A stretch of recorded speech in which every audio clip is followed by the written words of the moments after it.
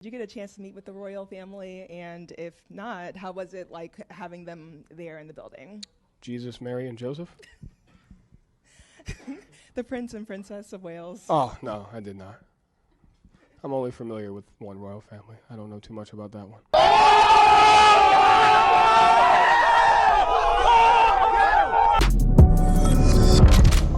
What's up, guys? It's Benny. A few times been around that track, but it ain't just gonna happen like that, because I ain't no hollaback girl. But I am a Tucker Carlson girl, and a Christian. Is that how the song goes? Not sure. That's a banger from back when I was in high school, sung by Gwen Stefani, who's now an open and based Tucker Carlson fan, and professing her Christianity to her tens of millions of followers. Gwen Stefani has dozens of platinum records and multi-platinum hot-selling hits. But this is the hottest thing she's ever posted online, posting a Tucker Carlson interview with the actor who plays Jesus Christ in the Chosen series, saying, "You're powerful and inspirational human being, an enlightening and intelligent, beautiful interview. Thank you, guys." Gwen Stefani. Gwen Stefani also encouraging all of her followers to pray and become Christians. Beast! This is happening in the NFL with three-time Super Bowl champion kickers, encouraging men and women to get married and start families. It's happening with World Series winning baseball teams. Everybody on the Texas Rangers wearing Jesus One shirts to kick off their season. A MLB superstar who plays for the Los Angeles Dodgers going after his own ball club for singling out and mocking Christians and Pride Night. It's not okay to make fun of Christianity and Catholicism in particular. Why is that? Just because it's Pride Month? Yeah, got it. That's strong, man. And you may say, well, Benny, you're just cherry-picking celebrities, right, who are out here, and maybe they just have the ability to do this kind of stuff because they're rich and powerful and famous, or they're trying to, like, open up a new niche. Well, okay, what about these large-scale trends like this? Young people are converting to Catholicism en masse, driven by the pandemic, internet, and lacks alternatives. Look at this. According to the latest data, Christianity, Catholicism, and particularly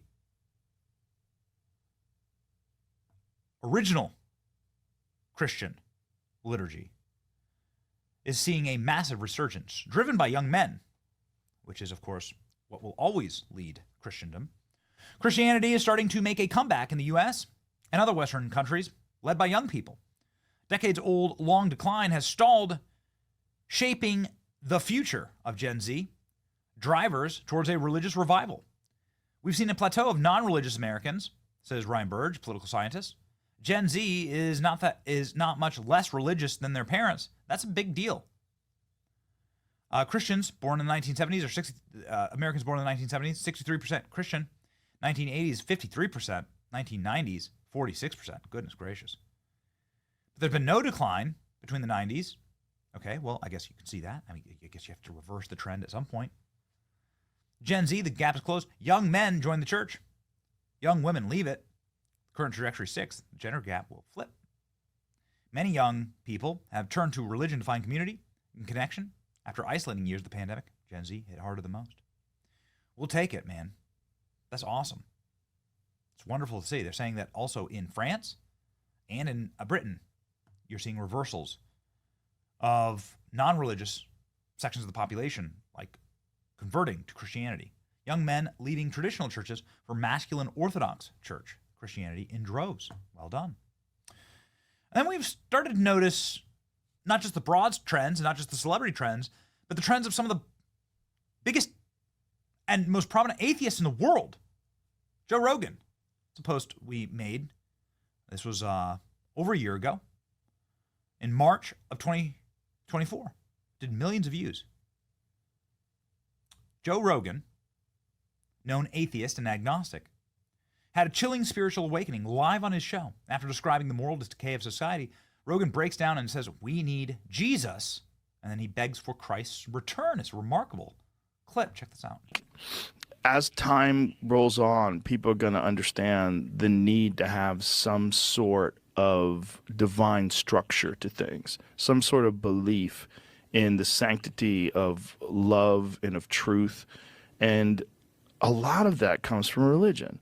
A lot of people's moral compass and the guidelines that they've used to follow to live a just and righteous life has come from religion.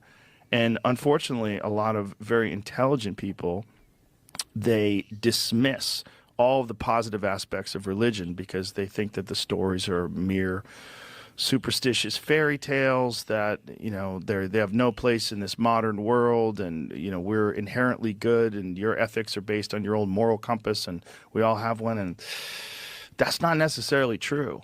We need Jesus. I think, for real.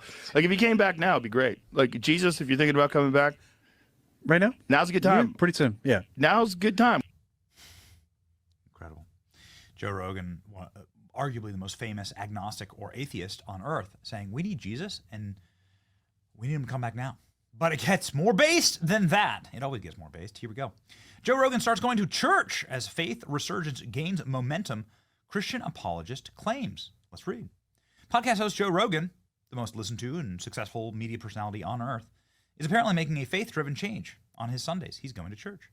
According to Christian apologist Wesley Huff, who appeared on the Joe Rogan Experience in January, the world-famous podcast host has been attending church consistently since their on-air deep dive into Christianity and the Bible. Huff said, Joe Rogan and I have been in off and on communication since then, and I'll tell you, for a matter of fact, he's attending church. It's been a consistent thing. And so things are happening. This is wild. The public speaker serves as the Central Canada Director for Apologetics Canada and has made the claim during a recent interview on a podcast. Huff says he's very encouraged by ongoing conversations with Joe Rogan. Let's listen. Talked to Joe Rogan since your out of the park conversation with him. Well, my conversation with Rogan went 3 hours and 15 minutes. Oh, my goodness. It was a little bit longer than this conversation. But yes, Joe Rogan and I have had on and off communication since then. I can tell you for a fact that he is attending a church and that that has been a consistent thing. And so, things are happening, and he's a very inquisitive individual, and I think for the better, in that he's communicating with me and other people in his life who are influences that can speak into these issues of reliability and trustworthiness and verisimilitude of something like the pages of Scripture, and where he should and shouldn't be looking for the information in regards to that. So I am very encouraged by the communication that I have been able to have with him and others over these last few months in this kind of crazy season that I find myself in. But we're seeing what I don't think is an exaggeration to say somewhat of a resurgence in interest in these topics that we've been talking about, even the nitty gritty. We had someone who reached out to us recently at Apologetics Canada, who is probably the last bricks and mortar Christian bookstore that I've ever heard of. But they said, we have people walking through our doors asking, young people, teenagers, saying, I want a Bible. All my friends are reading this thing. So if the Bible is, becoming popular with teenagers, then something is happening and the Lord is moving. So cool to hear. Amazing. Wesley Huff, you should follow his stuff. This went thermonuclear viral. Everybody posting, wow, geez, Joe Rogan going to church? What a timeline. Again, it's very much like the story of Saul. He's like, you're persecuting the church, Joe Rogan, laughing, making jokes about Jesus, making jokes about Christians in his earlier career, and now he is converting to Christianity? Christian curious? Man, you love to see it. You love to see it. This is Wesley Huff.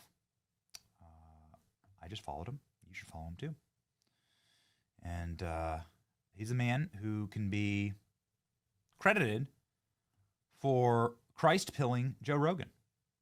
What a thing to say. Joe Rogan starts going to church. Faith resurgence gains momentum. Christian apologist claims. Amazing. Incredible.